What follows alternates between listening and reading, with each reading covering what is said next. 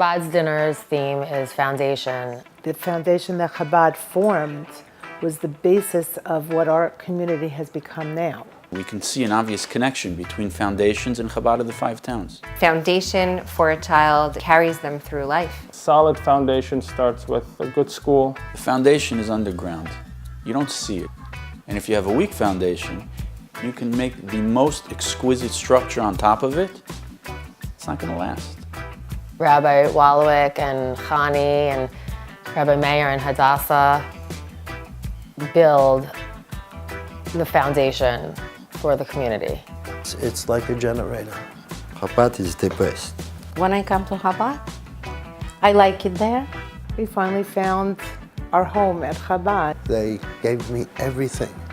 Chabad is the best environment to be introduced. It's a very special place, Chabad, and I just hope people appreciate what they have at their fingertips. I said to myself, this is my shul, this is where I've got to be. I have such great memories in Chabad, and so do my children. My kids love to be there.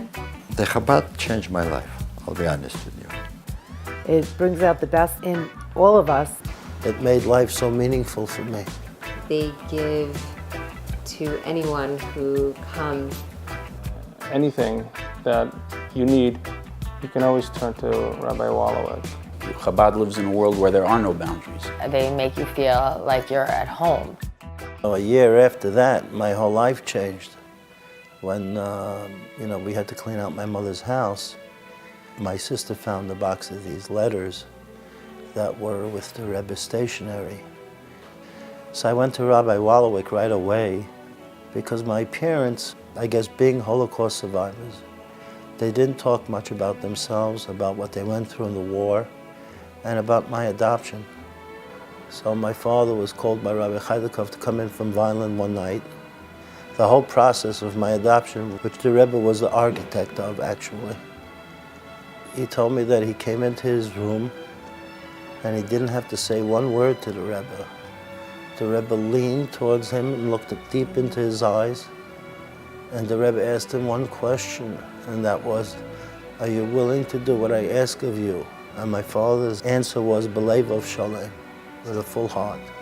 So he said, Psilas Toivus, we'll be in touch. 2 weeks later, Rabbi Chaidikov told my father to prepare himself for a trip, that he's going to go on a ship to Morocco. And he went to Morocco, and the Rebbe organized for my father to have a minyan, to have 3 kosher meals. The Shabbos would be Shabbos. And all of this was going on without the technology that we have today. And the Rebbe knew every step of what my father was going through.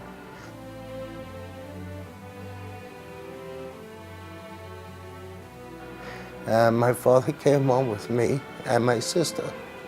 So he said, now there's shleimus, there's a completion. And he gave the whole family a blessing. When I gave those letters to Rabbi Wallowik and he translated them, I said to him, from this second on, I am going to become a chassid of this Rebbe, because I realize how much effort and courage he took upon himself to assure my father and my mother and not to worry. What's the most positive impact Chabad had on me is knowing that the Rebbe worked day and night trying to give me the gift of life, and by picking such special people that I could call a mother and a father. After bris, every time he sees me, when we're gonna do the chuppah, because I'm a single. In a Jewish world, I'm not married. If I didn't have a chuppah, I'm a single man. Of course, that's the second time I married to the same woman. From the day I met Rebbe Wallowik, I start putting tefillin on.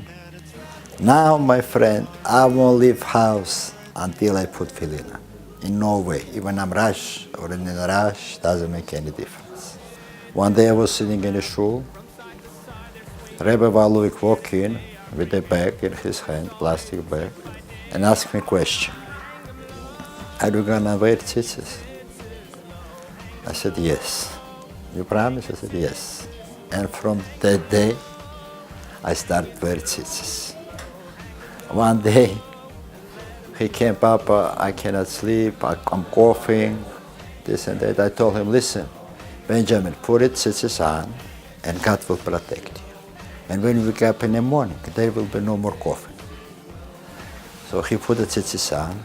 I came in the morning and I asked him, Benjamin, did you feel better? Yes. The next evening, he came to my wife and he's asking, Mama, where is my tzitzis? My wife, what happened? He said, I'm gonna put it on, the God will protect me, and I won't cough at all. I do remember there was one time where I was sitting there and I knew, I said to myself, this is my shul, this is where I've got to be. It was Shabbos, and the rabbi's speaking, and all of a sudden, in the middle of the speech, a little kid, maybe 3, 4 years old, not one of the rabbi's kids, one of the kids from the community, walks over to the rabbi in the middle of his speech and interrupts his speech and says, I want a lollipop.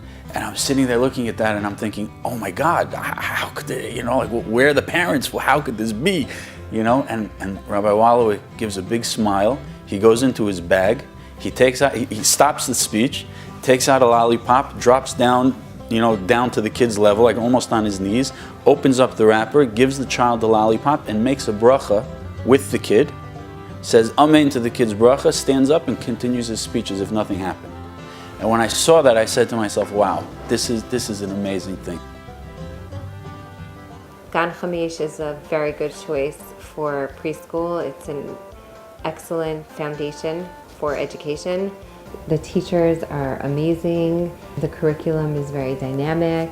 The kids are always happy. If you happen to come during the day, there's always a structured activity going on, yet the kids have the freedom to move around. It's just a really wonderful, warm, nurturing environment for children.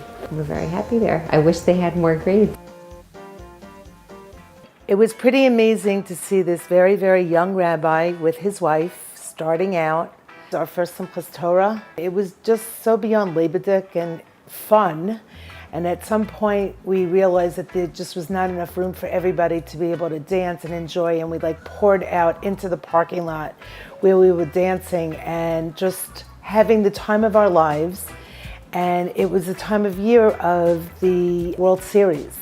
And there was a whole bunch of guys that came past and they thought that we were, you know, celebrating because the Yankees had just won the World Series, and they came and joined in the celebration.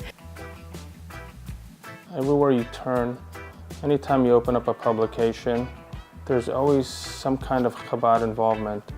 Whether it's a lecture series, whether it's some kind of outreach program, they're always reaching out to the public. They're always, seems like they're trying to draw in a crowd. It makes you wonder a little bit, like, who are the people behind all of this? You know, this is not your typical 9-to-5 job. Chabad of the Five Towns does a wonderful job in unifying the community with all the things that they do. The JLI, the Women's Circle, through all the Chagim, Rosh Hashanah, having people come from all backgrounds, Hanukkah, Purim, Pesach, different backgrounds of Jewish children are brought to the Hebrew school and taught the roots of Torah. Everybody's happy there. I like it. I love it. This is very good for Jewish people. Amazing.